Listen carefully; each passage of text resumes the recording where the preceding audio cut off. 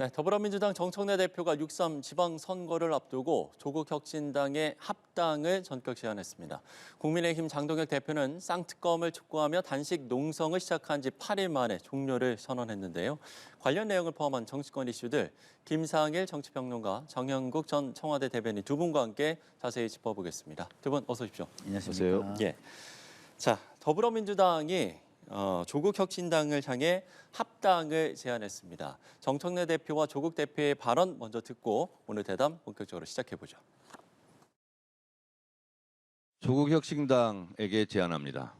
우리와 합칩시다. 이번 6.3 지방선거도 같이 치렀으면 좋겠습니다. 더불어민주당과 조국혁신당이 이제 따로가 아니라 같이 시대 정신에 입각해 이재명 정부 성공이라는 공동 목표를 위해 원팀으로 같이 뛰어야 한다고 생각합니다. 조국혁신당은 정청래 대표님이 언급한 이재명 정부의 성공과 정권 재창출이라는 목표에 전적으로 동의합니다. 국민의 마음과 뜻이 가리키는 방향에 따라 논의하고 결정할 것이며 그 결과가 나오는 대로 국민께 보고 올리겠습니다. 예, 조국 대표 어제 늦은 오후에 제안을 받았다라고 밝혔는데 그야말로 좀 전격적인 합당 제안이었습니다. 어떻게 그 배경은 어떻게 보세요? 글쎄요, 이제 뭐 본인이 이야기하고 있는 거 외에는 지금으로서는 네. 알기도 쉽지 않고 심지어는 좀 당혹스럽기까지 한 제안이다 이런 생각이 들고요. 예, 지방선거를 앞두고 있습니다. 그럼 앞두고 있으면 가장 중요한 사람들은 누가 되느냐 하면 후보들이 되는 거예요. 그렇죠. 선거에 나설. 그럼 그 선거에 나설 후보들의 상태를 점검을 했는지, 점검을 하지 않으면 조국혁신당의 후보들과는 어떻게 정리를 할 것인지 이런 것들이 굉장히 중요한 지금 시점이에요. 근데 갑자기 이렇게 이야기를 하면 몰랐던 사람들 같은 경우는 예. 자기 이해관계에 따라서 목소리가 굉장히 커질 수 있는 시점에 이것을 이야기했다는 점에서 이것이 과연 숙련된 오래된 정치 지도자가 할 수 있는 방식인가? 이런 거에 대해서 좀 의아스럽고 좀 당혹스럽다 이런 말씀을 드리고요. 예, 일각에서는 이것이 그 당신의 그 연임 이후에 총선 공천을 또 겨냥한 거 아니냐 이런 의구심도 또 불러일으키고 있는 것이거든요. 그러면 그런 의혹 속에서 통합이 이루어질지 아니면 분란이 발생할지 이것도 또 알 수가 없는 상황이라 지금으로서는 상황을 좀 지켜보는 거 말고는 특별하게 여기에 코멘트를 하기가 쉽지 않은 상황이다 이런 생각이 듭니다. 네. 어떻게 배경은 어떻게 분석하고 계세요? 뭐 전적으로 지방선거를 대비한 전략적 제안이다. 선택이었다. 네. 그렇게 생각이 됩니다. 그럴 수밖에 없는 것이 지금 조국 혁신당이 출범이 그렇지 않습니까? 조국 대표 개인의 윤석열 전 대통령에 대한 보복 이게 지금 창당의 거의 주목적이라 해도 과언이 아닌 것 아니겠습니까? 그렇다 예. 그러면은 다음 이번 지방선거에서 윤석열의 내란, 이 내란의 심판 이것을 주 타겟으로 해서 국민들에게 심판을 받겠다. 주장 우리 도와달라는 그런 목적인 것 같아요. 그래서 이게 이제 앞으로 지금 내란 종합특검도 지금 계속되는 것 아니겠습니까? 그게 선거까지 가는 것이거든요. 2차 종합특검 말씀이시죠? 네. 2차 종합특검이요. 그렇다 그러면은 그와 함께 윤석열의 내란 이걸 앞세워서 내란 심판 이것으로 이번 지방선거 치르겠다. 민주당 그렇게 생각하는 것 같아요. 예, 정청래 대표의 깜짝 합당 제안에 지금 민주당 일각에서도 즉각적으로 좀 반응들이 나오고 있습니다. 뭐 보시는 것처럼 뭐 장철미 의원, 김용미 의원 일방적인 합당 추진에 반대한다. 이 공감대 형성 없이 추진은 잘못된 것이다. 당대표 혼자 결정할 일이 아니다. 이런 좀 반응들이 나왔고 이렇게 좀 민주당 내에서 좀 여러 목소리가 나오자 박수현 수석 대변인도 또 입장을 브리핑을 통해서 밝혔습니다. 당대표의 제안은 정무적 판단과 그에 따른 정치적 결단의 영역이다. 이런 문제에 대해서 전당원 토론, 투표 등 정해진 절차를 거치게 될 것이다. 이렇게 좀 밝히기도 했는데요. 글쎄요, 과연 뭐 청와대와 사전 교감이 있었는가, 뭐 이런 부분에 대한 또 기자들이 많은 좀 질의도 있었고 지금 상황들 글쎄요, 좀 어떻게 봐야 되겠습니까? 그러니까 합치자고 하면서 분란을 일으키는 거잖아요, 지금. 예? 자, 당장 최고위원들만 해도 지금 갈립니다. 그죠? 뭐 우리 황명선 최고위원, 강득구 최고위원, 뭐 이현주 최고위원, 소위 말해서 친청이 아닌 최고위원들은 아니 지금 이 당 총재 시절이냐, 당원 권한 확대를 외치다가 갑자기 혼자서 모든 것을 이렇게 급발진하듯이 하는 게 이게 말이 되는 거냐 이런 얘기를 하고 있고요. 그리고 친명 쪽의 최고위원들은 아이 뭐 당연히 합쳐야 되는 거다. 이건 결단이다라고 이야기를 합니다. 예. 근데 우리가 결혼을 해도요. 한 사람이 다른 가정과 합치는 거는 그 한 사람이 오는 게 아니라고 얘기를 해요. 예? 그 가족과 가족과 만남이라고 그 가족뿐만 이야기를 아니고 그 가족의 네트워크와 역사와 이런 것이 다 같이 영향을 주는 일입니다. 근데 예. 정당은 그게 훨씬 심해요. 왜? 아까도 제가 얘기했지만 자리를 차지하기 위해서 경쟁하는 사람들이 되게 많거든요. 그럼 지금 당장 저는 뭐 아무 상관이 없는 사람이지만 좀 입장을 바꿔놓고 생각하면은 친청, 그러니까 친당대표, 당권파가 아닌 사람들 입장에선 다음 총선에서 조국혁신당 현역 의원들도 있는데 그 사람들 들어와서 친당권파 쪽의 지역구를 노릴까 아니면은 우리 지역구를 노릴까 이런 생각이 당장 들지 않을까요? 그런 것들을 사전에 해소하고도 얼마든지 할 수 있는 방식이 있었는데 예.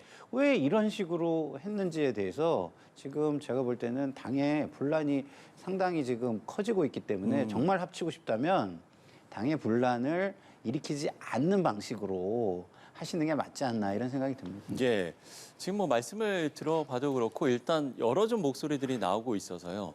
소통이 좀 원활하지 못했던 부분은 있었던 것 같은데요. 그런 것 같습니다. 청와대에서는 뭐 논의 없었다 하는 것은 그 원론적인 얘기고요. 뭐 논의가 있었다 하더라도 이 부분에 대해서 사전에 논의 있었다 얘기는 못할 겁니다. 그런데 당의 전체적인 분위기를 봤을 때 당 내부에서 어떤 심도 있게 논의를 했느냐 그런 것은 아닌 것 같아요. 분위기 전체가. 그렇다 그러면 왜 이런 결정을 했겠느냐 보면은 뭐 당권 강화라고 봐야 되겠죠. 그런 포석이 깔려 있다. 왜냐하면은 지금 민주당의 상황이 사실은 이재명 대통령의 지지도에 엎혀서 가는 그런 현상이 좀 강하잖아요. 그렇기 때문에 정청래 대표의 지도력에 상당한 의미를 표시하는 부분도 많고 예. 그런 부분이 있기 때문에 주도권을 본인이 가져가야 되겠다. 그것도 지방선거 이전에는 강화를 해야 되겠다는 성격이 강한 것 같아요. 지금 1인 1투표제도 그런 것 아니겠습니까? 정청래 대표의 권한 강화. 이게 이제 당원들의 힘에 의지에 가고 싶다는 그런 예. 것이고 만약에 합당이 된다 그러면은 조국 혁신당의 당원들이 전부 다 민주당 당원들에 대해서 당원들의 지지 기반이 정청래 대표는 강화되는 것 아니겠습니까? 더 깊어지는 것인데 그런 전략이 본인 계산이 깔려 있는 것이 아닌가 싶습니다. 예. 그러면 이 사안과 관련해서 한 가지만 더 좀 질문을 드려보면 결국엔 그러면 현실적으로 합당이 가능할 것인가? 그리고 만약 합당을 하게 된다면 이번 지방선거에는 어떤 영향을 미칠 것인가? 이 부분은 어떻게 보세요? 큰 가치를 추구하는 입장에서 보면 네. 과거에도 동지였고 앞으로도 동지로 가기를 희망합니다. 근데 그 사람들이 왜 선이 그어진 다른 집에서 지금 살고 있게 됐냐면 결과적으로는 인물들 때문에 그런 거예요. 대표적인 인물들 때문에 그렇게 된 겁니다. 그러면은 그런 상황 속에서 그런 큰 길은 같이 가야 되는데 동의하지만 그 큰 길에 동의하지 않는 사람은 없어요. 방식이라든가 네. 뭐 그 문제의식이라든가 이런 걸 풀면서만 가면은 누구나 같이 가야 된다고 생각을 하죠. 그렇게 생각 안 하는 사람이 어디 있어요. 근데 그걸 뻔히 알면서 문제를 해소하는 방식이 아니라 오히려 분란을 일으키는 방식으로 지금 가는 것이 맞는 것인가라는 생각이 지금 굉장히 저는 크고요. 네. 하여튼간 이것이 지방선거를 앞두고 득이 될지 실이 될지는 또 지역마다 다 틀립니다. 예를 들어서 호남 같은 경우는 득이 될 수도 있겠죠. 제가 정확히는 모르지만. 하지만 명확하게 경기도 같은 경우는 득이 될 게 별로 없어요. 예? 그러면은 이것이 과연 다 당원들을 네. 설득을 해낼 수 있는 건가? 그럼 설득을 해낼 수 없다면 이거 그러면은 또 정청래 대표의 의견에 따르는 측과 따르지 않는 측이 갈려가지고 또 한바탕 또 논쟁과 분쟁을 해야 되는 상황인 건가? 참 우려스럽습니다. 예. 분석 동의하십니까? 어떻게 보세요? 지금 이제 조국 혁신당 같은 경우는 사실 뭐 여당인지 야당인지 구분이 안 가지 않습니까? 본인들은 여당이라고 생각하는 거 아니에요. 그렇기 때문에 뭐 합당하자 그러면은 조국 혁신당 내부 구성원들은 당연히 이 합당을 하려고 할 거예요. 제가 보기에는. 그렇지만 이제 민주당 쪽에서는 네. 조금 전에 말씀하신 대로 그 내부 구성원들의 성향 때문에 거부감이 좀 생길 수 있는 부분이 있어서 논란이 생기겠죠. 논란이 생기는데 아마도 제가 보기에는 뭐 민주당 내에서 해소가 그런 논란들이 해소가 된다 그러면은 합당 쪽으로 가지 않겠느냐 지방선거 전에 그런 생각이 드는데 사실 현장에서는 국민의힘으로 봤을 때는 이제 표가 조국 혁신당 그대로 있으면은 표가 갈라지는 거잖아요. 국민의 입장에서는 덕이 됩니다. 그렇지만은 두 당이 합당해서 후보가 하나가 된다 그러면은 표가 분산이 안 되잖아요. 그러면 국민의 입장에서는 좀 불리한 상황이 되는 것인데 현장에 있는 후보들은 지금 아마 굉장히 혼란스러울 거예요. 그러기 지금 어떻게 해야 되느냐 이런 논란들이 생길 텐데 어쨌든 제가 보기에는 두 당이 아마도 선거 전에는 합당하는 방향으로 가지 않겠냐. 네. 뭐 그런 실리를 찾지 않겠나 이런 생각이 듭니다. 예. 정영국 전 대변인의 분석까지 들어봤습니다. 일단 이제 오늘 이제 합당을 제안한 거기 때문에 앞으로의 상황들은 저희가 좀 지켜봐야 될 것 같습니다. 자, 주제를 바꿔보겠습니다. 장동혁 대표가 박근혜 전 대통령의 방문을 받은 후에 단식 중단을 선언했습니다. 먼저 그 현장 모습 보시고 대담 이어가겠습니다.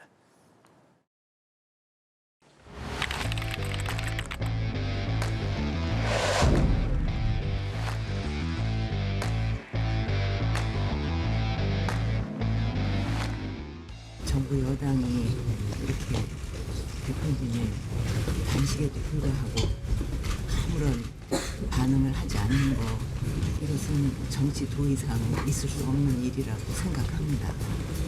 그래서 오늘 이 자리에서 이제 단식을 그만두겠다 이렇게 약속을 해주셨으면 합니다. 그렇게 하겠습니다. 고맙습니다.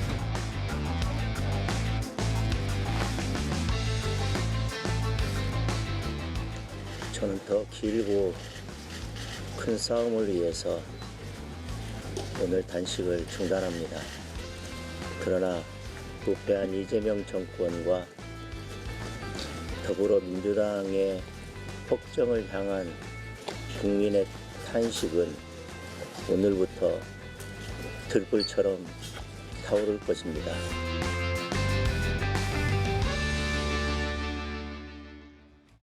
예. 그야말로 수척해진 장동혁 대표의 목소리까지 들어볼 수가 있었습니다. 지금 이제 인근 병원으로 옮겨져서 치료를 받고 있는 상황인데 박근혜 전 대통령이 출구를 열어줬다라고 봐야 되겠습니까?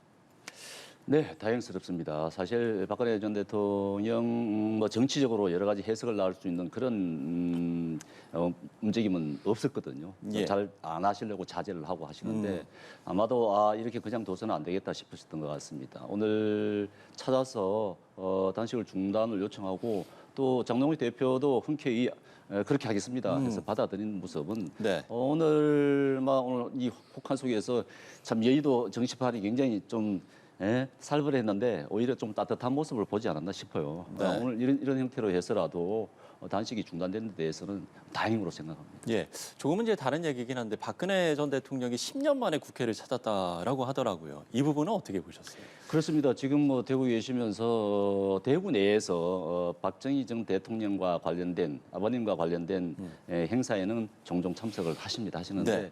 서울에서의 일체의 정치적 행사에는 참석 안 하시거든요. 국회에도 당연히 오시지 않았을 뿐더러 그렇게 하셨는데 오늘은 아마도 지금 당내 문제가 이렇게 둬서는 이거 사실 생명이 걸린 단식 아니겠습니까? 예. 당신도 오랫동안 고통을 겪어보신 분이고 하기 때문에 아마 그냥 둬서는 안 되겠다 싶어서 오신 것 같아요. 근데 좋은 분위기였다고 생각이 됩니다. 예. 오늘 모습 어떻게 보셨습니까? 글쎄요, 뭐 인간적으로야 뭐 다행이고, 예? 건강을 잃는 것은 뭐 안쓰럽고 안 좋다 이렇게 얘기를 할 수 있는데 그냥 평론가 입장에서 정치적으로 분석할 수 있는 부분은 네. 많지가 않아요. 그러니까 오늘이 저는 너무나 큰 사건이 뜬금없이 벌어졌기 때문에 정청래 대표의 합당 제안 너무 뜬금이 없고요. 네. 장동혁 대표의 단식 중단 선언 너무 뜬금이 없어요. 정치적 맥락이라는 측면에서 볼 때는 인간적으로 너무 다행입니다. 그렇지만 진짜 뜬금포의 날이다. 아니 단식을 중단하면 뭔가 이렇게 그거와 관련된 명분이라든가 뭐 이런 것들이 뭐 이렇게 있어서 우리 같은 평론가들이 뭐 이런 의미가 있습니다. 이런 얘기를 해야 되잖아요. 없어요. 뭐 결집이 이루어졌다고요? 8일 저렇게 하면은 인간적인 도의 뭐 이런 거상 자제를 하고 멈추고 단식을 하는 건강을 걱정해주고 이 차원의 결집이지 저게 기본적으로 그 갈등이 있었던 예를 들어서 윤석열 피고인과 관련된 불법 개헌과 관련된 이게 사람들이 바뀌어서 결집이 이루어진 것도 아니고 뭐 한동훈 전 대표의 제명과 관련돼 가지고 뭐가 해결돼 가지고 한 것도 아니고 어떤 중장기적인 구조 변화, 결집을 위한 그 구조의 변화에 의해서 성과가 났다 이렇게 볼 수 있는 대목들이 저한테는 잘 안 보이거든요. 예.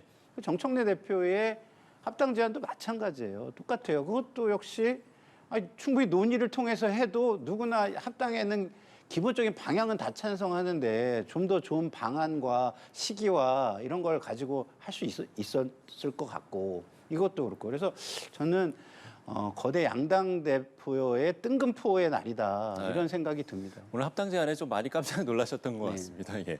지금 이제 말씀해주신 그 부분이 결국에는 이제 장동혁 대표가 단식의 명분으로 쌍특검을 수용해라 이거였는데 이거에 대한 지금 성과는 없는 게 아니냐 이런 말씀이거든요. 이거는 이제 나중에 치료를 받고 돌아와서도 글쎄 이 부분은 이제 타개해야 될 문제겠습니까? 어떻게 보세요? 그렇습니다. 이것은 뭐 물러날 수 없는 그러한 주제인 것이고 예. 그 오늘 단식을 중단은 합니다만은 국민의힘 입장에서는 계속 요구를 할 수밖에 없는 그런 상황입니다. 예. 통일교 특검이라는 것은 뭐 전재수 전 의원으로부터 시작이 됐습니다만은 통일교와 관련된 것은 국민의힘뿐만이 아니거든요. 민주당과 관련된 부분도 있는 것이고 물론 지금 신천지와 관련된 검경학동수사본부가 수사 중입니다만은 이 처음 시작은 통일교잖아요. 그렇기 때문에 이 통일교와 관련된 유착에 대해서 정경 유착에 대해서 이재명 대통령도 굉장히 뿌리를 뽑아야 된다는 의지가 강하지 않습니까? 그렇다 그러면은 이 통일교 특검을 받아주시기를 바라는데 이번 단식을 통해서 요구한 주장이 관철되지는 않았습니다만 예, 그렇죠. 앞으로도 그 부분에 대해서는 여야가 좀 합의를 해서 하는 방향으로 좀 했으면 좋겠고 그다음에 공천헌금도 마찬가지입니다. 이번에 단식하면서 공천헌금도 주장했잖아요. 요구를 예. 했는데 거기에 대한 일체의 응답이 민주당으로부터는 없었습니다. 그런데 이 공천헌금도 관련 지금 보도된 내용들로 보면은 이 특검을 통해서 이 공천헌금과 관련된 것을 또 뿌리 뽑을 수 있는 그런 정치 발전의 계기로 삼았으면 좋겠다 하는 것이 이제 저희도 국민의힘의 주장인 것입니다. 그런데 이게 민주당에서는 전혀 이제 거기에 대한 응답이 없는데 여기에 대해서 조금 단식을 떠나서 네. 여야가 좀 협의를 할 수 있는 그런 기회가 마련됐으면 좋겠다 싶습니다. 예. 지금 말씀 중에 전혀 거기에 응답이 없다 이렇게 말씀하시는데 그건 아니에요. 일단 기본적으로 집권 여당이기 때문에 제가 우리 당에도 그 2차 종합특검을 비판한 바 있습니다. 제 이야기를 들으신 적이 있다면 그런데 그거는 기본 원리를 전 얘기하는 거예요. 기본 원리는 뭐냐? 그동안 국민의힘에서 얘기한 게 뭐였나요? 수사가 미진하면 이런 거잖아요. 자, 이 이슈 자체가요.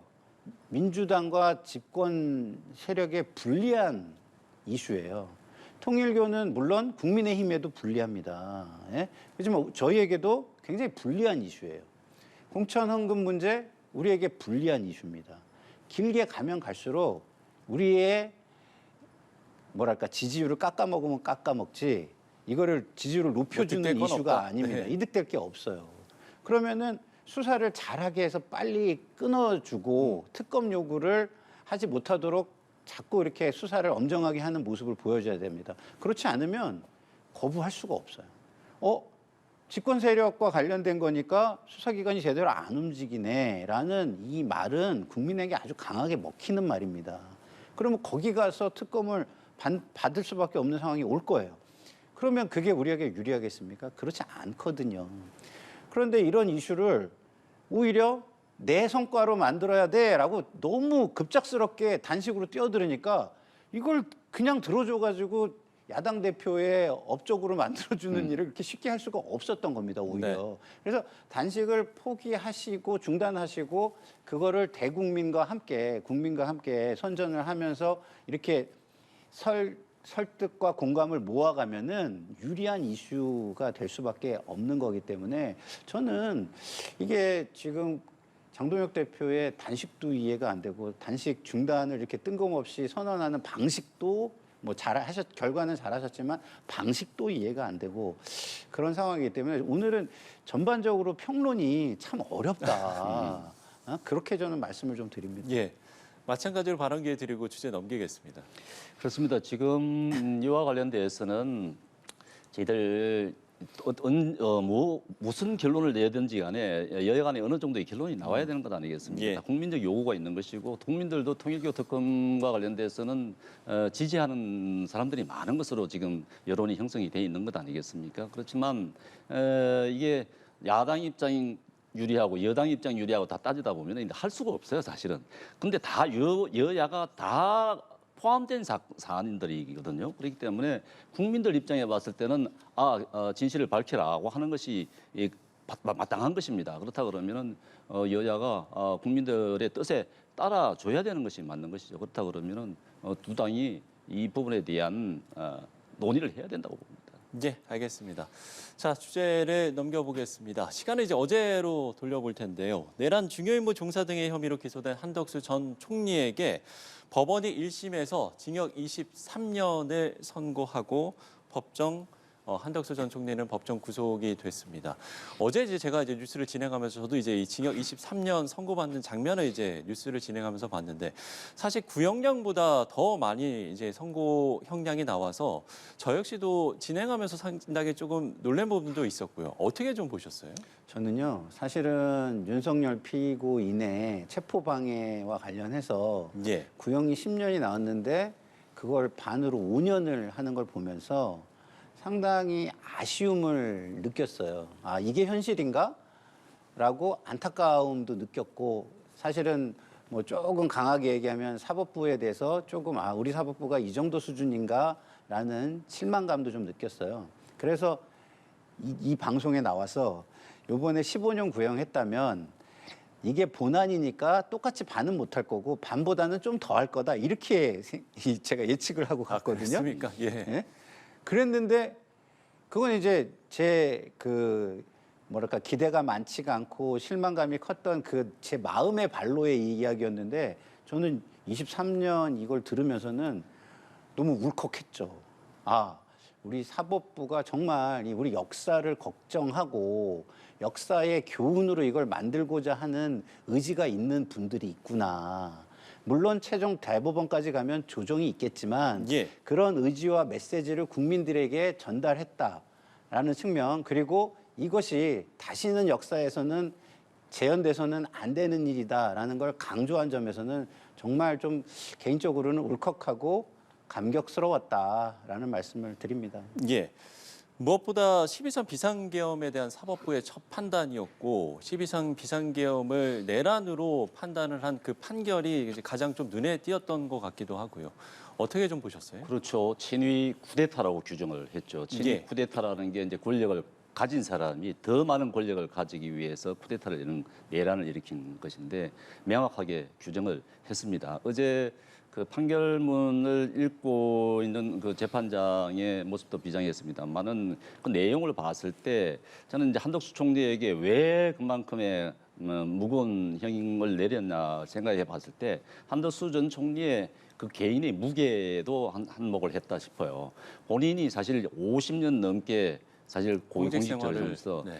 총리를 2번 한 사람 아니겠습니까? 그렇게 그런 분, 그러니까 윤 전 대통령은 말할 것도 없고 이런 분들이 이 사회에 대한 책임감을 가지지 못했다, 역사인식을 가지지 못했다는 부분을 분명하게 짚은 것 같아요. 그러니까 한덕수 전 총리 같은 경우는 사실 국무회의를 통해서 막을 수 있지 않았냐 이런 부분이 있잖아요. 한덕수 전 총리 같은 경우는 뭐 윤 전 대통령으로부터 지시를 받아가지고 뭐 출동을 하라든가 뭘 한 지시를 한 적은 없어요. 그렇지만은 국무회의를 통해서 국무회의에서 적극적으로 더 막을 수 있었다 하는 부분에 대한 지적이 있었고 그때 막은 것이 아니라 오히려 국무위원들을 소집해 들여서 오히려 정당성을 부여했다. 그래서 이제 주요 임무 종사를 했다는 예. 거잖아요. 거기에다가 이제 부서까지 해서 도와줬다, 내란을 도와줬다 이런 거잖아요. 그러니까 어제 재판부는 당신들 같은 사람들이 그렇게 함으로써 사회가 더 분열이 되고 갈등이 더 심해졌다. 그거 되돌릴 수 없다까지 설치를 했습니다. 그런 내용으로 봤을 때는 그런 이제 대통령이나 국무총리나 이런 분들에 대한 그런 막중한 책임감 이런 부분에 대한 따끔한 지적이 있었다고 저는 보여집니다. 예. 한덕수 저도 전 조금만 더 말씀을 드리고 싶은 게 네. 있는데 이런 겁니다.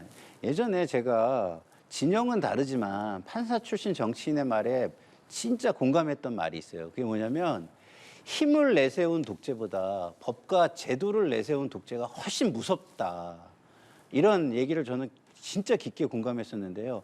어제 판사의 판결을 들으면서 그 얘기를 다시 듣는 듯했다. 법과 제도를 내세워서 독재로 가는 것은 그것을 되돌리기가 훨씬 어려운, 훨씬 더 엄중한 범죄다라는 생각이 들었습니다. 그게 이제 좀 더 붙이자면은 예.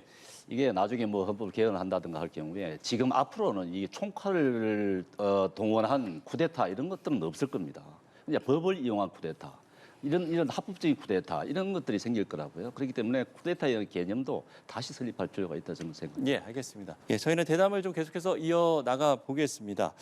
지금 이제 한덕수 전 총리 1심 선고를 두고 국민의힘 내부에서도 좀 여러 목소리가 나오고 있는 것 같습니다. 우재준 청년 최고위원은 아쉬운 판결이지만 우리 당은 당당하고 특검이 아무리 많이 특검을 했어도 당의 어느 누구도 내란으로 기소되지 않았다.